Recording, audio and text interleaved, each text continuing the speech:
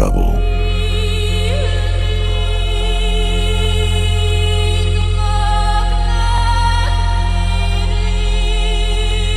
Petri dish boil and Petri dish bubble. Let's see. Massive global economic failure. More so here, less so there. Counterpointed with continuing revelations of massive financial malfeasance by the major players. Check. Zato, Zionist Atlantic Terror Organization, is in Chicago, and so is Ram. Anti-Emmanuel is in situ at the big board. Check. The big bass drums of war are booming as the false flag is looming. Check. MEK operatives are in place. While the man in blue is in your face. Check. Yes, something is up. All the highly placed Zaya ogres are talking about Iran's last chance to stop doing what they're not doing or face the wrath of those who are doing what they say they're not doing. Check, check and check. Same-sex mate.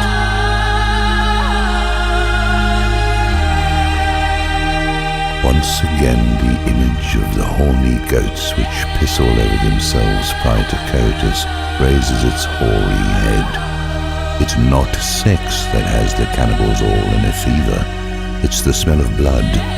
They want it so bad that they literally can taste it. These prehistoric sharks in the water, these bipedal piranha, tearing, rending and burning. Yes, precious. That's what they likes. Visions of metaphorical sugar plums dance in my head. I have a dream. I'm dreaming of a secret weapon that leaves a sea of fused glass right where it ought to be. I must apologize for that brief interlude of a red-hazed insanity. The world's gone mad and there are none of us untouched. I dream of the earth swallowing them. I dream of the plug being pulled on their powers and deceptions. I dream of them running into the desert and crying out for the stones beneath their feet to cover them, for the mountains to fall on them.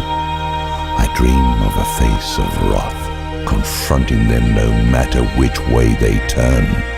I dream of surgical precision that finds its way into every boardroom and bank, every institution where prostitution is the commerce of the day.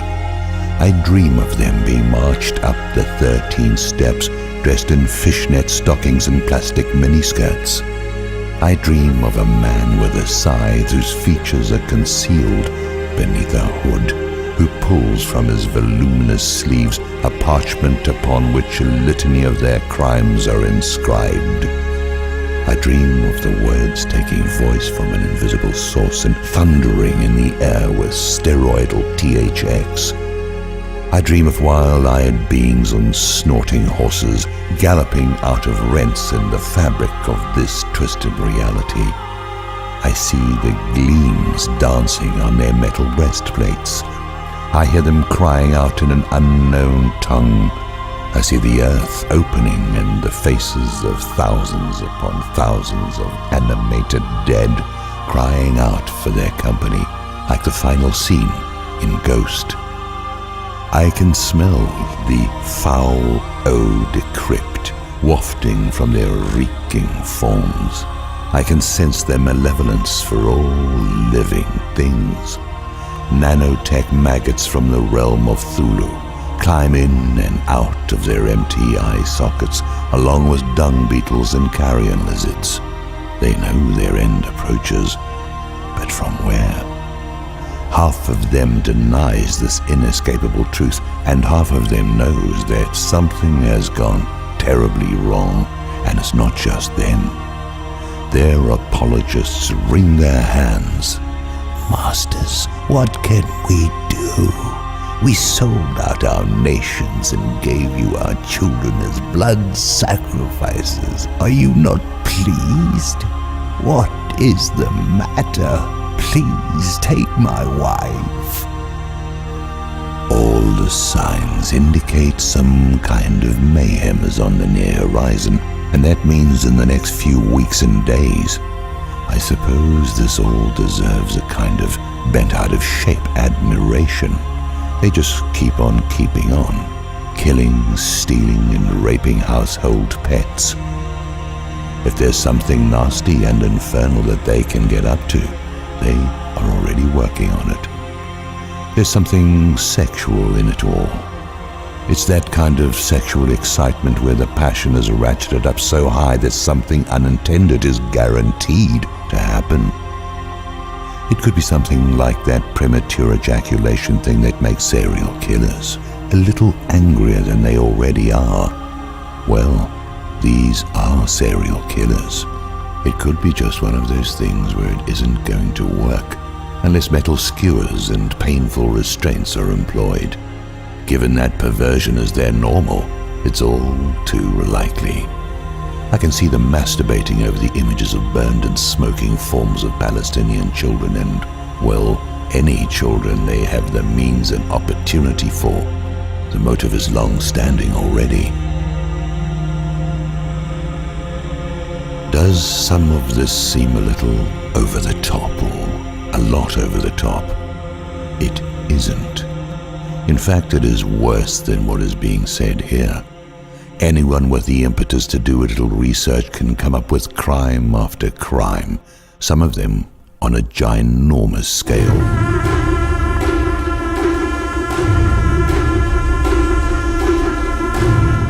The body of evidence covers more square acreage than the AIDS quilt.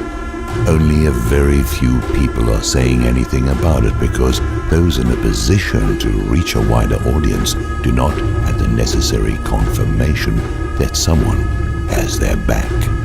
And they wouldn't be saying it very long in certain locales which was the point of taking control of the media in the first place. The acquisition of so many critical things has been accomplished because there really is a conspiracy. You can see it playing out in real time, and because they control the currency printing presses. Amstel Rothschild's quote says it all. But you can't say these things and shouldn't even call attention to them because it's anti-something or other. Even though they... Here comes the shadow masons and Illuminati that are pulling all of the strings of the hapless pawns. Wait a minute. Who founded the Illuminati? I give up. None of it is in my hands anyway. I'm just an observer passing through. Got no plans on coming back here, especially given the time frame. They are marching to perdition. We be marching somewhere. Nowhere. Fast. They are leading themselves into the desert after having created a desert. They'll be getting vinegar from rocks and manna from scorpions. The race is on. Will they plunge the whole world into a global conflict? Or will it be stopped by someone or something? Will those in a position to turn upon them do so? What is going on and who is doing it is in no doubt.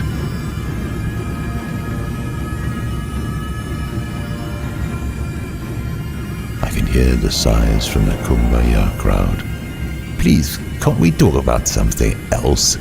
Talking about something else is like wishing to be somewhere else, while somewhere else is being wiped out by the ones we are talking about.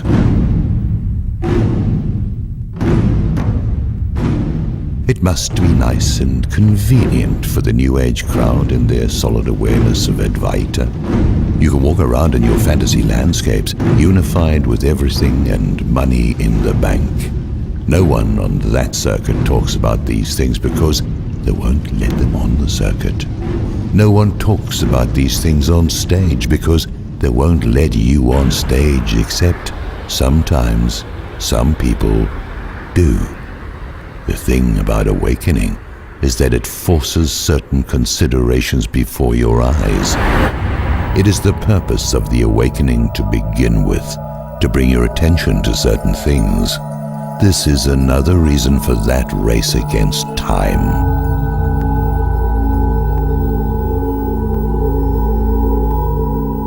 Meanwhile, their financial voodoo has got Baron Samedi tripping around behind the walls and the dropped ceilings and making things hot for the ones who brought it all about.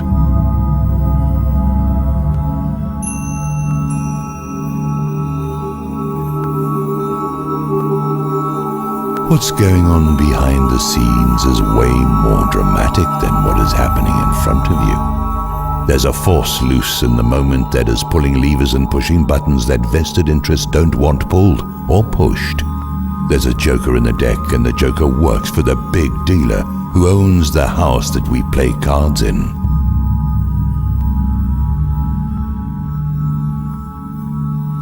Everything is arranged for the purpose of demonstration, and an unfortunate demonstration it is, in various locations, where the demonstration is committed to go down a particular way. About now, the finger pointing is going to start in earnest. Sewer rats are scrambling all over the place, trying to squeeze just a little more out of the system before they hightail it out of town. They're in the position of a monkey with his hands in the vase, holding on to the avocado or mango that he wants and can't let loose of. In the apocalypse, there is a point where things begin to speed up and the curve of descent becomes much sharper. There is where we are. Things can be held together with chewing gum and duct tape for only so long. Sooner or later, the whole stinking mess comes apart. Unnoticed by many, a new world is emerging for the purpose of continuance. In those cases where continuing is in the cards. If there were an Ides of May, we would be entering them now. The next 3 weeks should see the world transformed in all kinds of ways. I'm no prophet and there's no great matter. Still, I must say that the multiplicity of signs are pretty intense. That little Kadima maneuver certainly smacks of a sooner rather than later timetable. Of course, the longer you wait, the better defensed are the people you are intending to destroy for no legitimate reason. Then again, I am certain there are things the aggressors don't know. Oh, there are a whole lot of things they don't know, and there's all the scurrying around in haste, as if so many things had to get done real soon. Something to think about when you're alone in your room.